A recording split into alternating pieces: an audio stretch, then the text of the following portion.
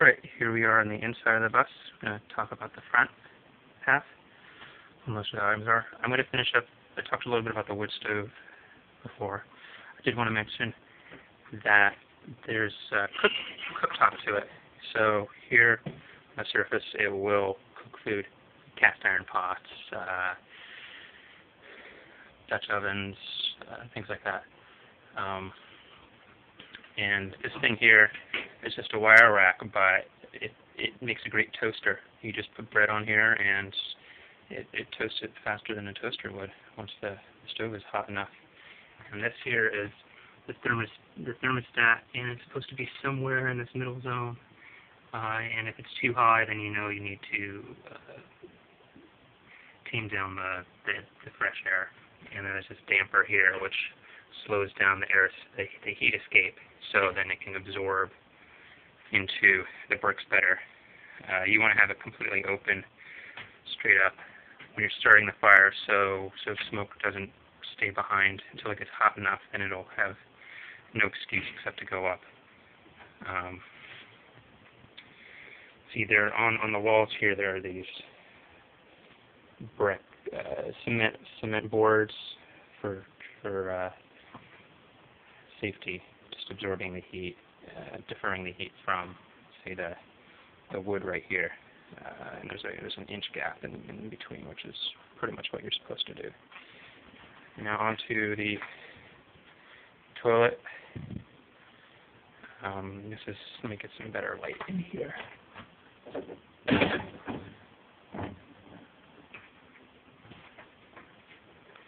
This is a composting toilet. It's a very simple 5-gallon bucket. This here is where where basically you just poop in. You line it with a bag. There's a little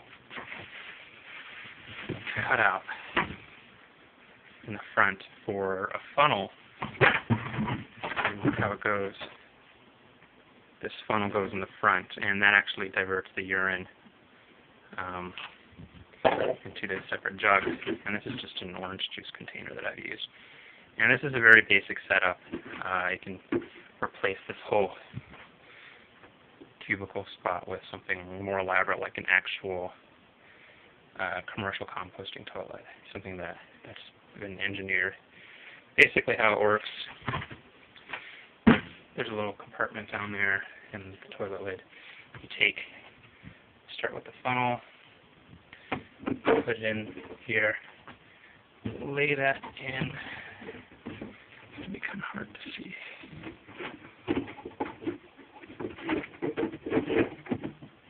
You line it up towards the front, and then you take the bucket with the cutout,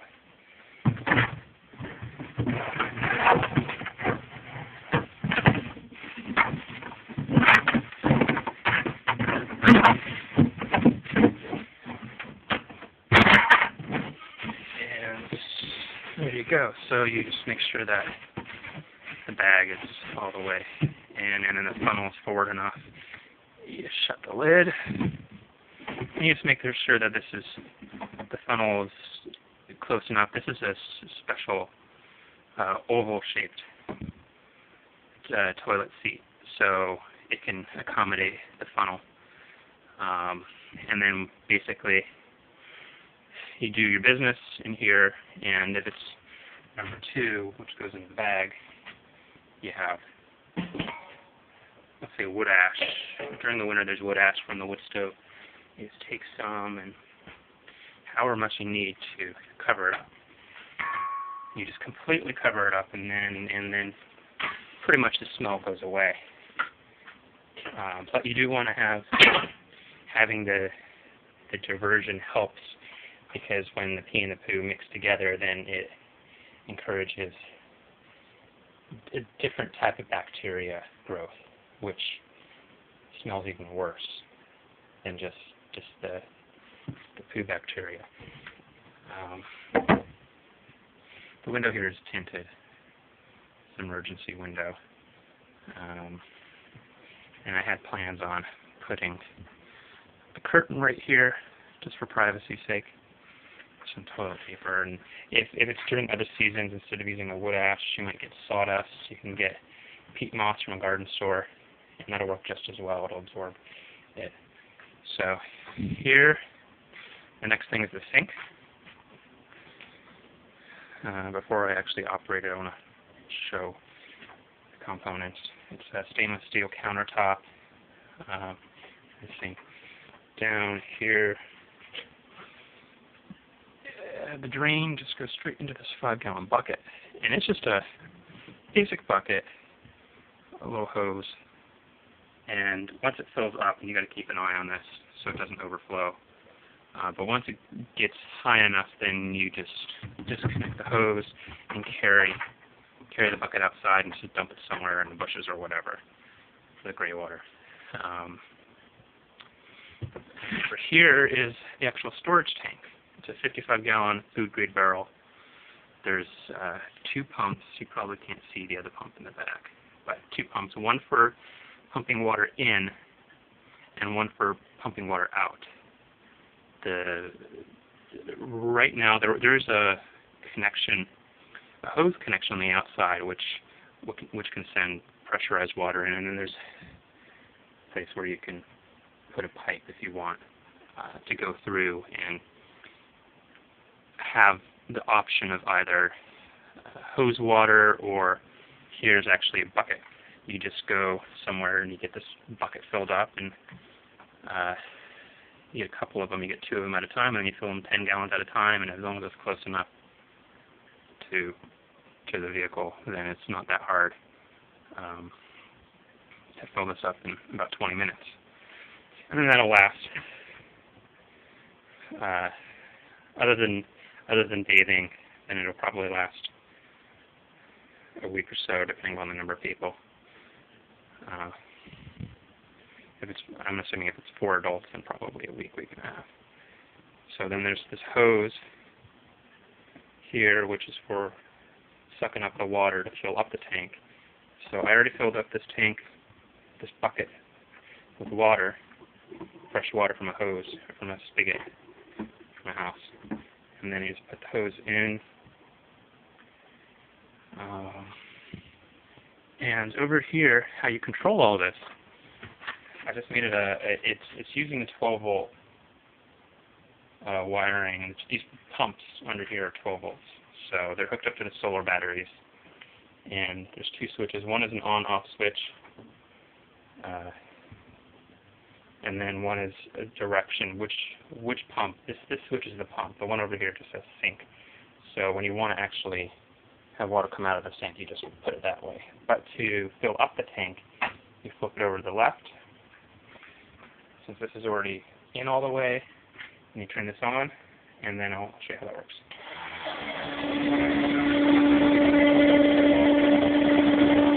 So it's going to keep on going until you start seeing bubbles, and then that basically means that it's pretty much empty.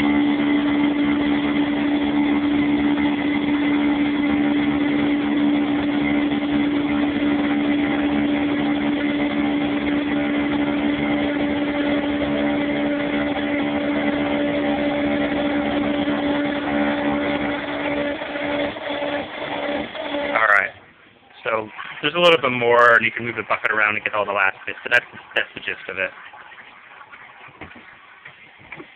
So when you're done, you can just tuck this away if you want, whatever works for you.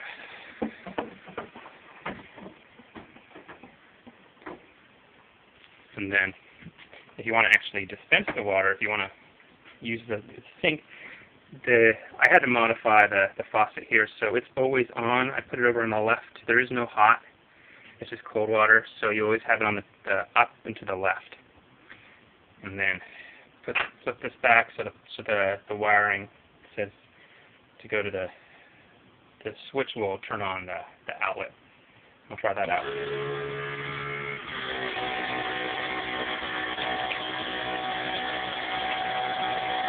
And it's going down here, and that's it. And then when you're done, you just shut it off.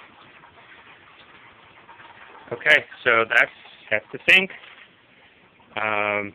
Next is I just have the the light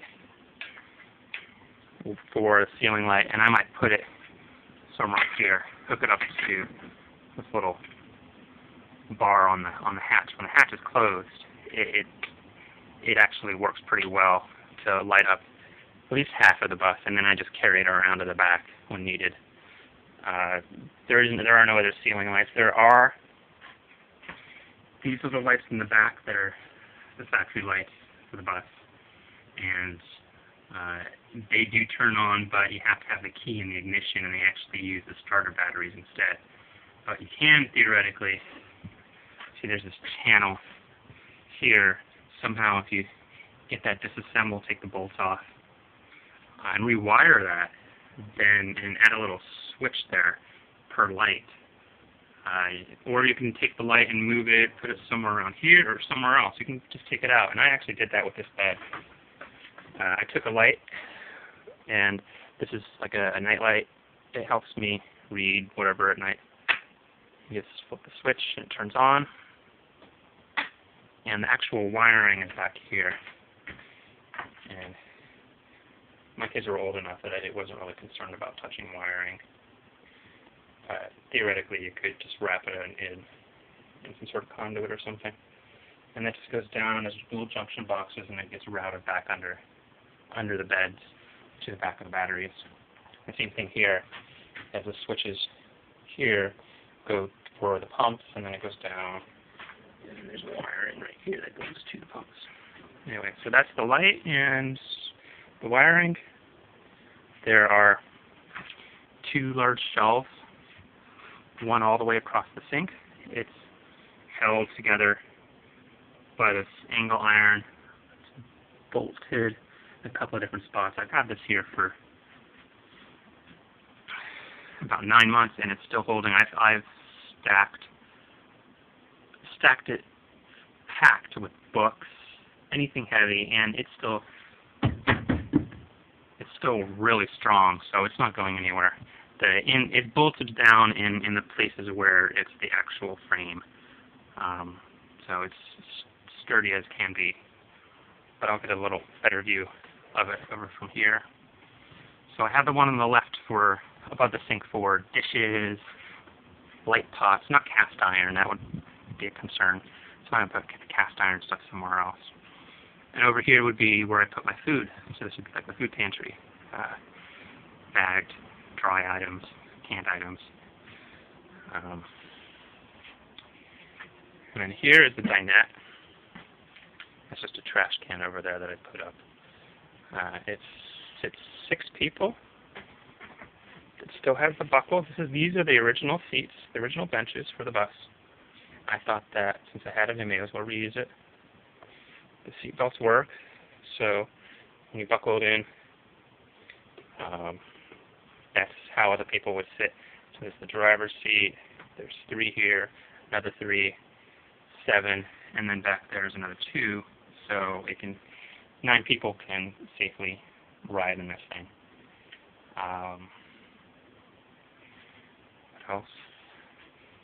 There is a storage area down here. Might be a little hard to see. I did a lot of canning during the middle of the winter, so with the wood stove, since it was blazing hot, I just made some meals, made some tomato soup and canned corn and canned fruit from the local farms and farmers markets. Anyway, it's a pretty decent storage area. It's not the cleanest at the moment, but you can put it underneath the seats. And it's up. And I had it loose enough so that the seats actually pop up if you really needed to do that.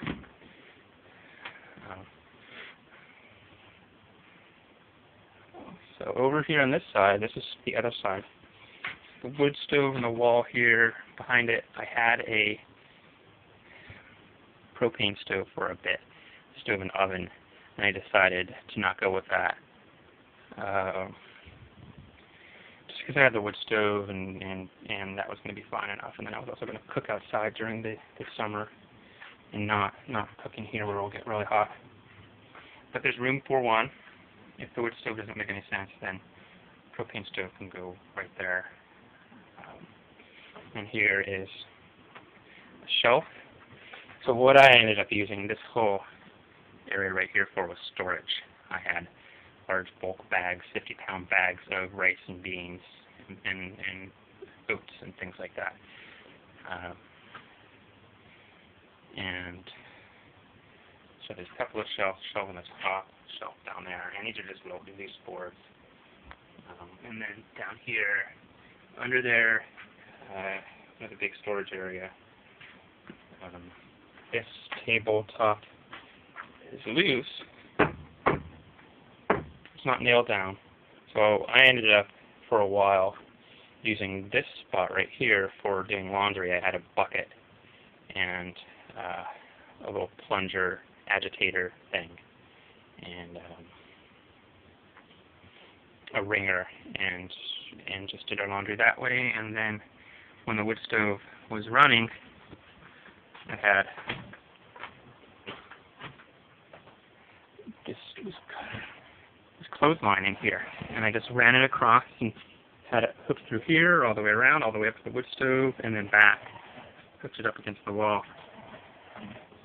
And with the wood stove, it probably makes sense, if being in a cold winter area, if it gets below or near freezing, then install a heat exchanger, which is just a little block that has steel pipes in it, and then there's a fan in the back that blows the hot air. So since the chimney, the flue gets 500-600 degrees Fahrenheit, that's a lot of warmth that's just escaping, and so it really helps to, once you get a fan blowing through that, then it'll get hot air blowing, and the inside of the bus will get a lot warmer quicker.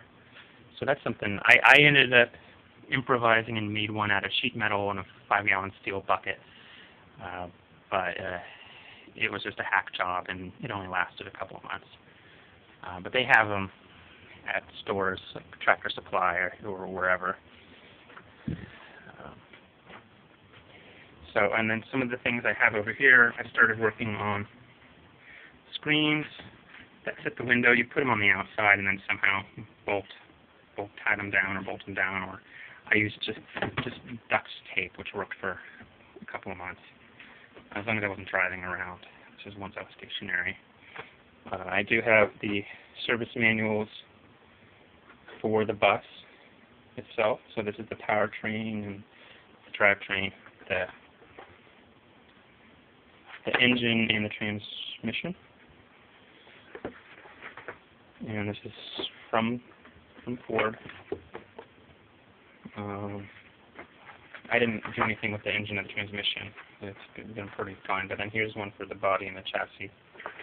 I did replace the brake line system, the pedal brakes, and the emergency brake, which had rusted out. It was on its way out, and then after 18 years in service, the bus was mandatory retirement, and they probably would have replaced the brake lines at that point, but they just sold it.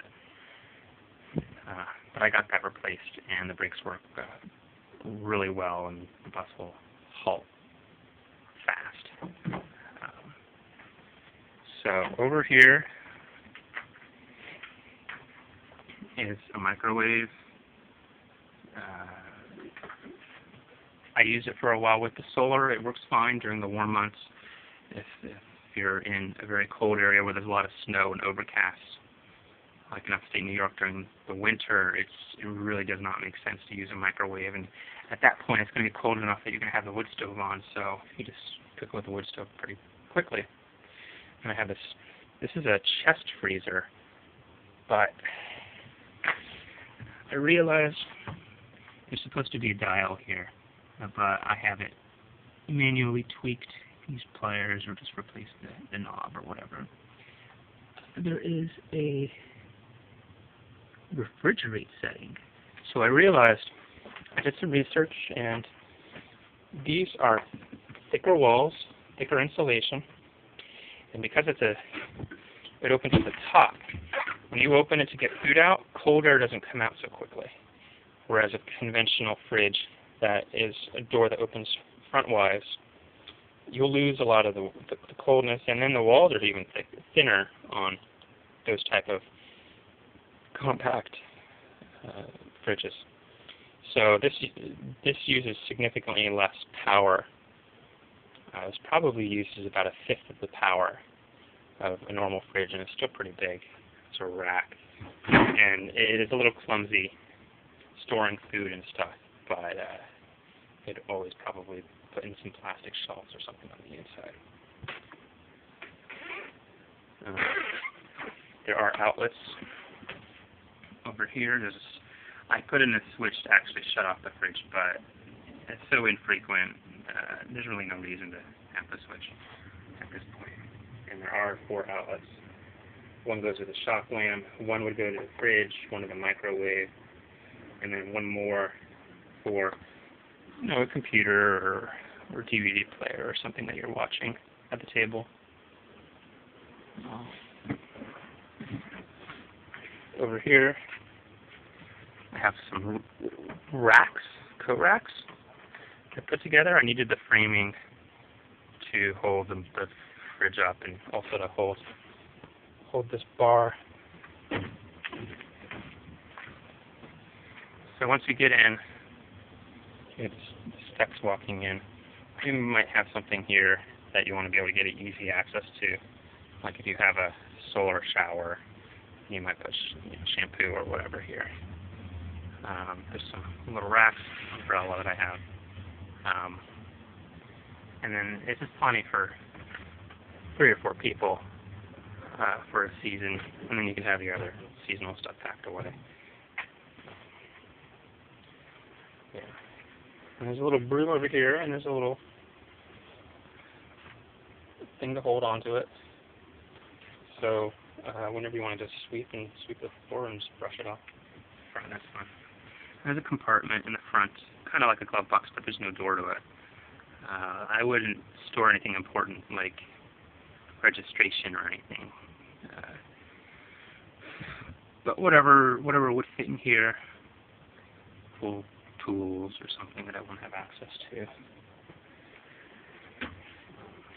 On the seat, there's a little armrest. Buckle. The mirror is right here, and you can see it all the way to the back.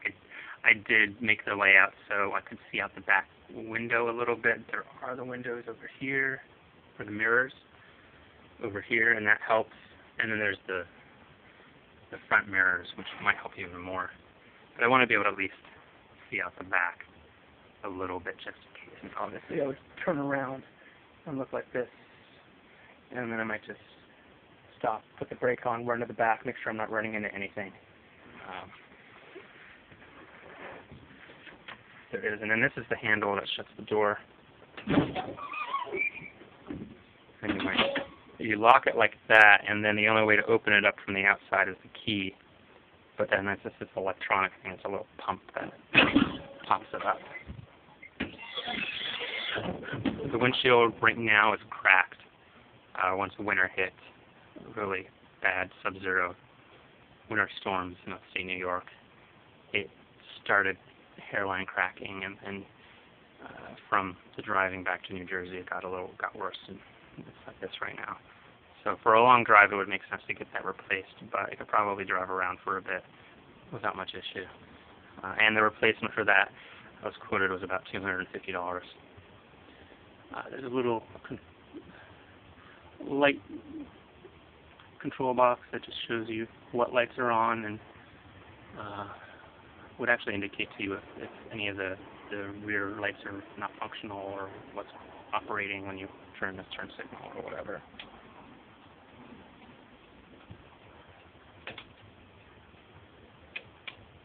Yeah, so that's that.